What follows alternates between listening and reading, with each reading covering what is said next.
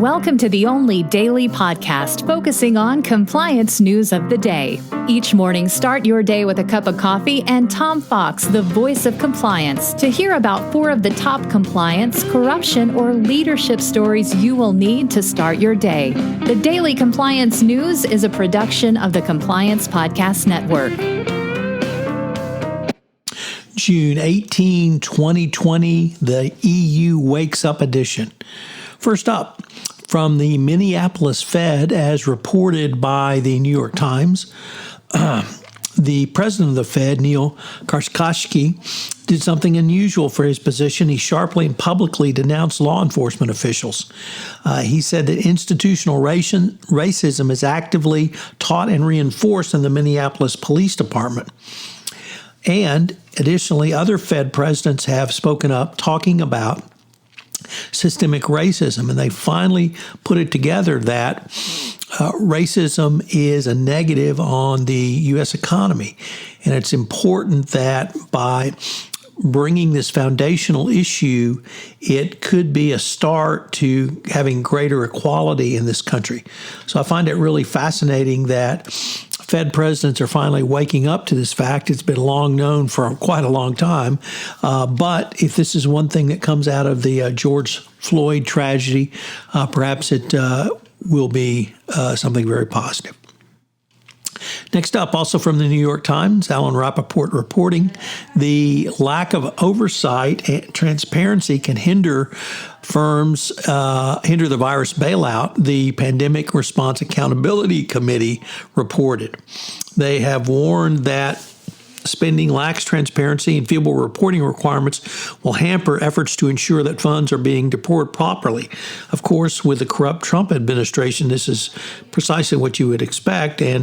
But with these protections written into the law, hopefully some teeth will actually be put in place.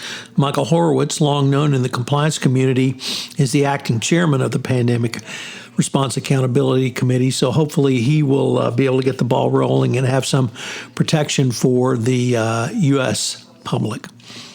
And our title story, also from the New York Times, is the EU has taken steps to block Chinese companies are trying to use the pandemic and COVID-19 to acquire EU and European assets on the cheap.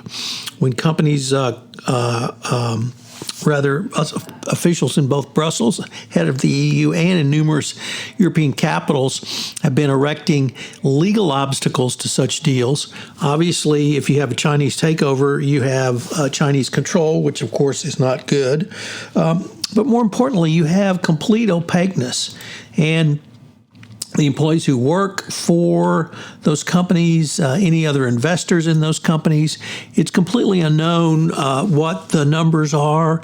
The Chinese do not respond to any of the standard audit requirements on Western financial statements, and you really have no control. You have no ability to know. And of course, then you have the technology going to China by hook, nook, or crook. So it's good to see the EU wake up on this. And finally, on the unbelievably continuing Volkswagen emissions testing scandal from 2015, Jack Ewing, also at the New York Times, reports that a high-ranking former executive at Volkswagen who's accused of being part of the conspiracy was arrested in Croatia. And the fascinating thing about this is, why on earth would he go to Croatia, which has an extradition treaty with the United States? And he now is subject to being extradited to the United States. It's Axel Iser, and if he is extradited to the United States, you assume he will face some pretty severe justice given what Volkswagen did.